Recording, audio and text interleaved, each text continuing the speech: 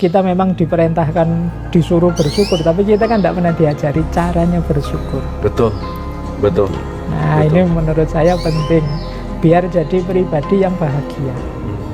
Karena kadang-kadang orang itu bahagia itu tidak sadar sehingga tidak bersyukur, atau memahami apa saja dari sudut pandang yang tadi sulit, rumit, sehingga sulit menemukan kebahagiaan, padahal kebahagiaan itu sudah hadir dalam hidupnya. Maka penting, selain kan banyak orang biar ayo belajar ilmu ikhlas, bagi saya penting juga kita belajar ilmu syukur.